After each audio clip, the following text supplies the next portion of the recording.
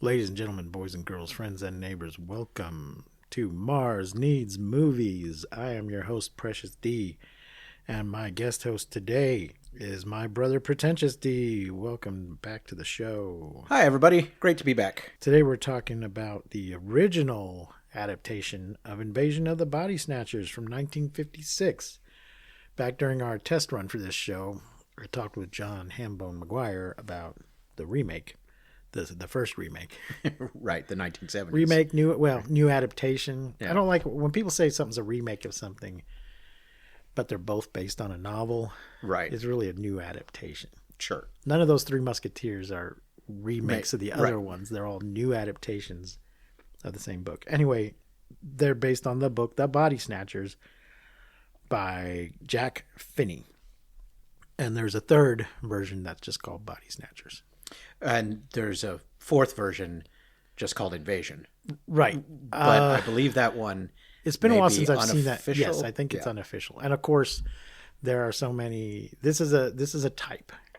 Here on this show, I forgot to say, this show's new, folks, so I don't have everything set yet. On this show, we talk about alien invasions, incursions, infiltrations, and visitations. And this is an infiltration, Very much so. an attempt at an invasion by infiltration.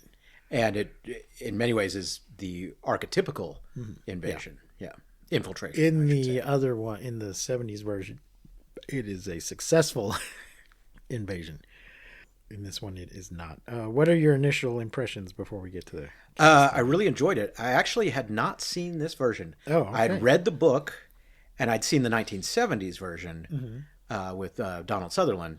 I had not actually seen this version before, but I really enjoyed it. I thought it was very well done. I recently listened to the book because we were doing these episodes.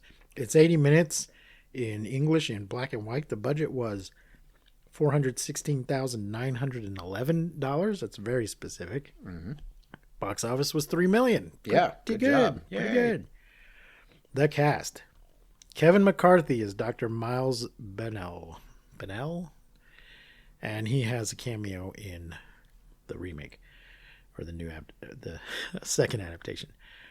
Dana Winter as Betty Driscoll, King Donovan as Jack Belichick, Caroline Jones as Theodora Teddy Belichick, Larry Gates as Dr. Dan Kaufman, Virginia Christine as Wilma Lentz, Ralph Dumke as Police Chief Nick Grivet, Kenneth Patterson as Stanley Driscoll, Guy Way as Officer Sam Janzik, Gene Willis as Nurse Sally Withers, Eileen Stevens as Anne Grimaldi, Beatrice Maud as Grandma Grimaldi, Whit Bissell as Dr. Hill, Richard Deacon as Dr. Bassett, Bobby Clark as Jimmy Grimaldi, Tom Faden as Uncle Ira Lentz, Everett Glass as Dr. Ed Percy, Dabbs Greer as Mac Lomax, Pat O'Malley as Baggage Man, and Sam Peckinpah Yes, that's Sam as Peckinpah. the gas meter reader. Yes. Was this before he became a director? This was before he became a big Okay, so director, he was just doing but he was actually on this set as a dialect coach. So they threw him in. And they're like, he was "Hey, already there, can you so put a hat on and go read that meter. go be the meter reader before he became a famous director. Oh, and the music, by the way, is by Carmen Dragon, which I was just struck by the credits. Apparently, that's his real name. He was an Okay. Italian immigrant, and the last name was Dragon. So I think that's pretty cool. Wow. And apparently, he had a long career of doing movie music. As I said, it's based on a novel. It's pretty accurate to the novel. But the director wanted to give it a grim ending, and the studio pushed him to give it a more hopeful ending. So I think the framing sequence Yes, I was looked that all up. filmed afterwards. Yes, the framing sequence, which includes Who's Our Friend There? Oh, from Dick Van Dyke? Yes. So Richard Deacon. Richard Deacon, which he's one of those guys that you would recognize him when you see him. He was on Dick Van Dyke and Jack Benny and a bunch of other stuff in the 50s. And they brought him and another guy in to do a framing sequence of a flashback Yeah. that makes the ending a little more hopeful, although it's still ambiguous Whether So our guy's narrating this story, and they show us who he's narrating it to, and then he successfully, at the end, convinces people to pay attention. But, and of course, in the 70s version, they just fail. Right. But actually, the book has an even more upbeat ending. Yes. Which is weird. In the book, the aliens just go, you know what? This is too much trouble. Yeah. They burned up a whole field of our shit. Let's just go. Yeah. So the humans are not worth... There's got to be an easier planet out there somewhere. Right. But it's also because they just take on the form of whatever. It's hard to tell how much of an actual plan is going on, and how much is just this is the pods and this is what they do. Right. And so they just sort of react to oh no, it's hot here, right. and they just go.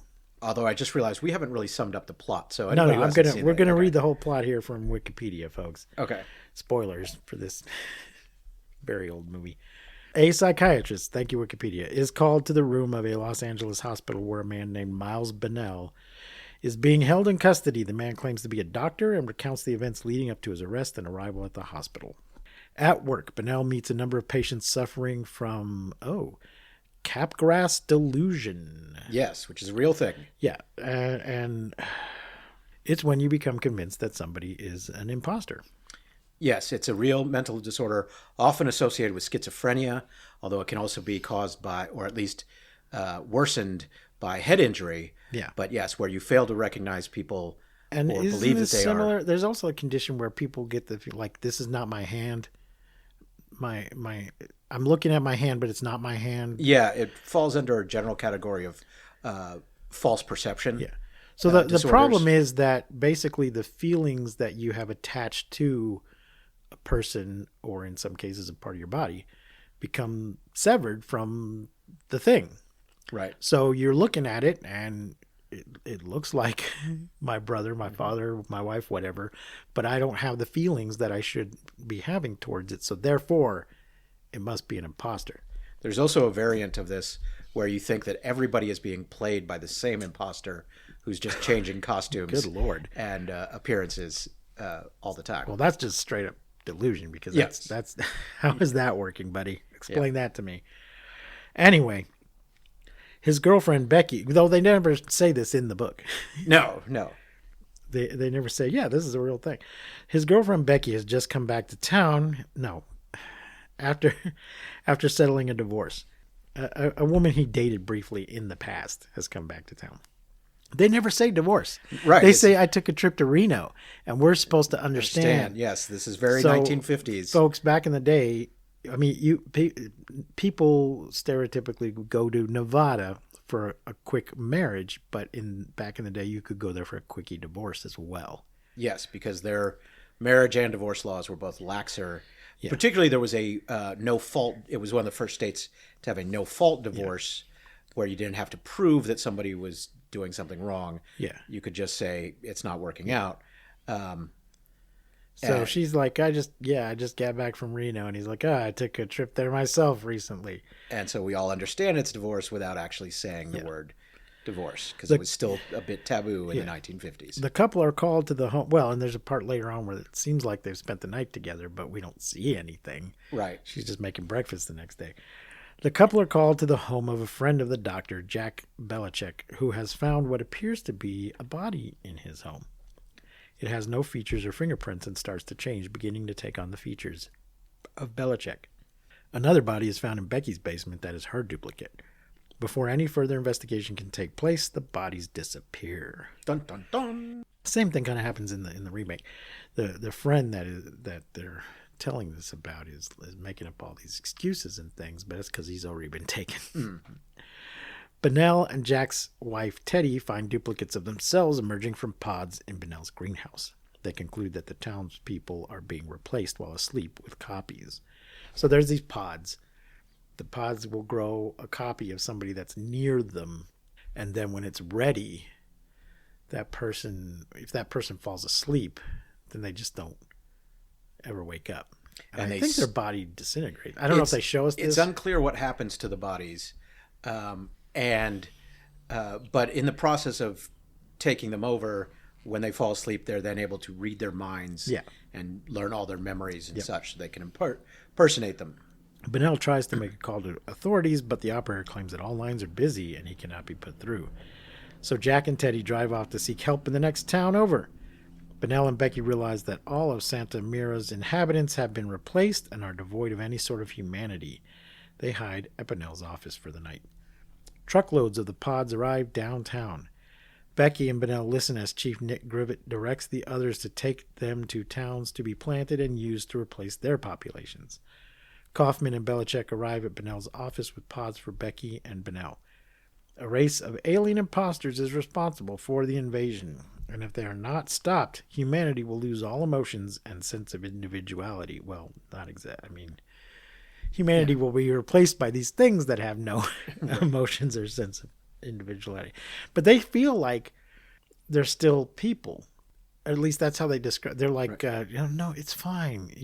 When you join us, you'll understand, and everything will be fine. But really, the original person is dead. Yes, they haven't all been brainwashed and convinced to start acting collectively. They've been replaced. Bennell and Becky escape from the office. To avoid capture, they mimic the imposters' mannerisms and pretend to be part of the huge crowd of replaced townspeople. However, panicked Becky screams at a near traffic accident, and her reaction exposes their humanity to the aliens. An alarm is sounded, and the couple flees on foot. The couple manage to escape and hide in a mine outside of town. However, after a while hiding, they hear music, and Bennell leaves Becky to briefly investigate. He sees a farm with hundreds of pods being loaded onto trucks. Bennell returns to tell Becky, but realizes that she fell asleep before he could return and is now one of them. Oh no! I think she makes it in the book. Becky sounds the alarm as Bennell runs away. Desperate, he screams at the drivers in the highway for help. Bennell finishes his story. Dr. Hill, this is probably where it was going to end with him. Yes, it was going to end with him yelling, They're coming for you. And he looks right at the camera. He's like, they're coming for you. Right.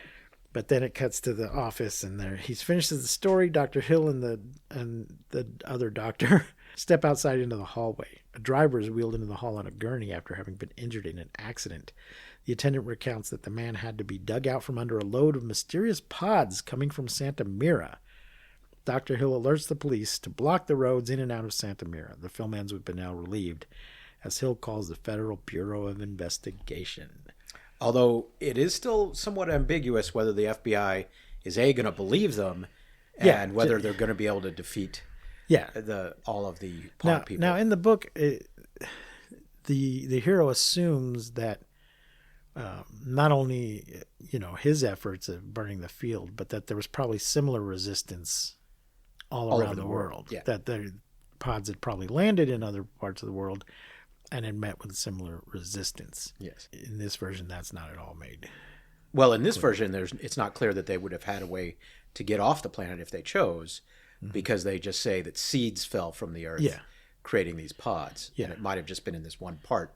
So somehow, in the book, the pods are able to just sort of lift off. Right. When they decide to fuck off, they just drift back up into the air. Right. But they're pretty heavy, so I'm not sure how they do that. Maybe they release some gas, fart their way into orbit. Who knows? Yeah, so I did really enjoy this. So this is, I believe, where the origin of the term pod people comes from. Yes, and there is a movie called The Pod People. Which is not directly an adaptation of this, but it has had an influence. One other influence that I thought was very interesting is I hadn't realized how much the pods, when they're opening, look like Audrey 2 from Little Shop of Horrors, which was made a couple years after this. So I'm curious. I suspect it probably had an influence on that. Yeah.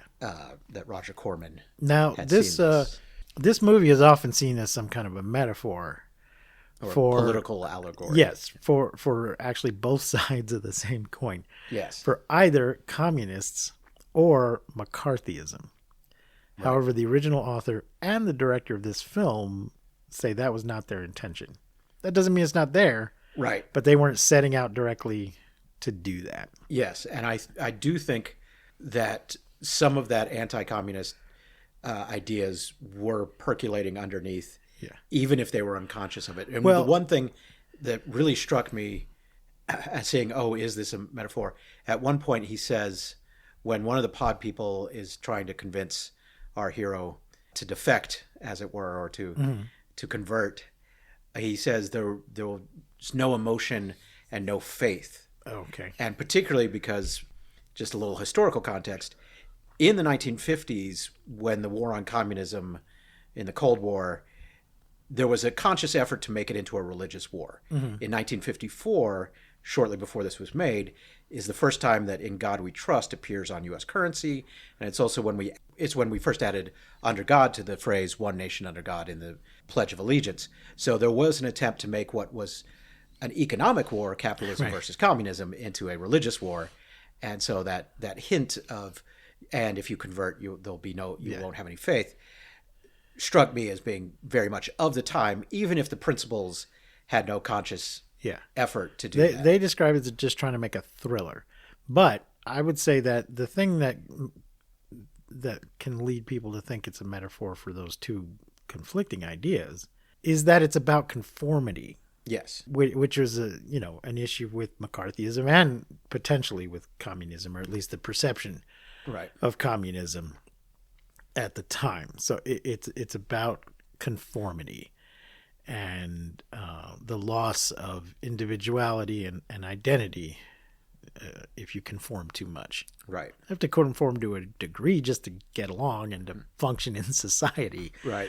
But if you go too far, you lose all sense of self. Yes. So I think even without any political intention, it is clearly a commentary on conformity. Right. Which can be an issue in any society or political structure. Right. So there you go. Yeah. Anything else? Well, I just wanted to talk about, there were a few things that struck me as bad, but overall I thought this was a very good movie. The few bad things is people make some bad decisions for no good reason to advance the plot. Like, you find this mysterious, not quite human body and you just leave it there. Yeah. Or when he walks away and leaves Betty alone, even when he knows that there's a good chance. I mean, if people always make good decisions, there'd be no horror genre at all. Yeah. I thought it was also interesting. Not only does this movie of the 50s have a fair amount of drinking and smoking, there's some drug use in that they're taking amphetamines to stay awake all night. Oh, yeah. Which is also interesting that's leading up to them spending a night together. Not sure how their amphetamine fueled bender that they were on. And also when he is in the framing sequences, when he's acting crazy. Yeah. Well, he has been doing meth and not sleeping under a doctor's supervision. Yes, he happened to be the doctor himself. Yeah. But yes, he has been doing uppers and not sleeping, so that's sort of understandable. But as far as the great things about this, I really thought it was very well filmed, very well paced. The scene when they look out the window, one of the framing sequences, besides the doctor's office external framing sequence, at the beginning he looks out his front window of his office and sees everything normal going on. And then later in the movie, he looks out at the same scene and it superficially looks the same, but then everybody starts walking towards the town square in unison. Yeah. And I thought that was actually a really chilling kind of moment in filmmaking there, that it's not a jump scare, it's not gore, right? But when you see everybody start walking together, he realizes how far the pods have spread, that everybody has been taken over. Somewhat reminiscent of the final scene of the 1970s adaptation. Yeah. She has that moment when she realizes we're screwed, So that was good. And also, I just have to rave about Kevin McCarthy, who's the star of this, who I don't know if everybody's fans of him. He had previously, before this movie, so it's a very low budget movie, as we talked about, but it's packed with good performances. Yeah, sure. And Kevin McCarthy had been nominated for an Oscar just a few years prior to this for Death of a Salesman. Oh, okay. He was Willie Loman's brother in that in that film, and he's a great character actor. He's been around for years. Are you gonna say it? Well, he was in the movie adaptation of Twilight Zone, the movie, where he was also really good in the scene. It's a Good Day. So for those who haven't seen it, the Twilight Zone 80s adaptation was an anthology movie redoing some of the episodes from the classic Twilight Zone TV show. And he's in the one that originally had starred Bill Mumy. And without going into the whole plot of that, one of the scariest scenes I've ever seen on film is when he's asked to reach into a hat and pull a rabbit out of a hat. And the scary thing is not what comes out of the hat, but the scary thing is the look on his face when he starts to reach into the hat, knowing that something just god-awful is going to come out of this hat. Right? So he's a very good actor. But of course, the other thing to which my brother is referring is that he is in the great movie UHF by Weird Al Yankovic. He plays the heavy. He plays the bad guy. Which does have, I don't know if we can actually cover it on this show because of that. There is an alien visitation as part of that, but the movie's not about that. No, that's kind of a throwaway bit. Yeah. Although it's crucial to the plot. Because Philo does some important plot things. But yes, he plays the evil head of a rival TV station to Weird Al's UHF, U62. Now, is it Airplane or Airplane 2 that makes reference to this movie? Oh, I'm not sure. In one of them, Robert Hayes has hitched a ride in the back of a truck. Okay. And as he's getting out, he shifts a pod out of his way. Okay. As he exits. I don't remember that. Yeah, it's the same kind of truck that they see in the movie that's full of pods. So anyway, Kevin McCarthy, great actor. In his later life, he went on to play heavies and authority figures, but he's the leading man. He gets to do some action. I like how he gets to kiss the girl. He's so composed in the beginning, and then he just loses his shit at the end. Yeah, so very good performance on his part. Big fan. And apparently he was a nice guy and possibly dated Montgomery Clift.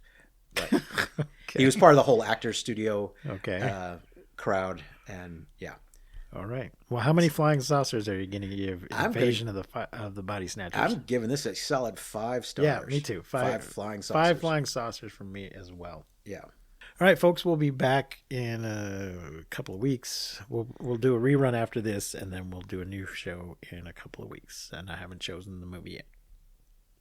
But because we're not going in chronological order, this is a spin-off of Monster Movie Funtime Go, if you didn't know, in which we go through the history of kaiju movies chronologically. On this show, we're just jumping around to whatever strikes my fancy. And there's a lot of targets. There's a lot of it's funny, as with many things, when you start looking, you're like, wow, there's a lot of this stuff. Yeah. It's everywhere. All right. Well, thanks for joining me. I have been your host, Pretentious D. I've been your guest host, Pretentious D. Remember to keep watching the skies. We won't see you, but you'll hear us next time on Mars Needs Movies.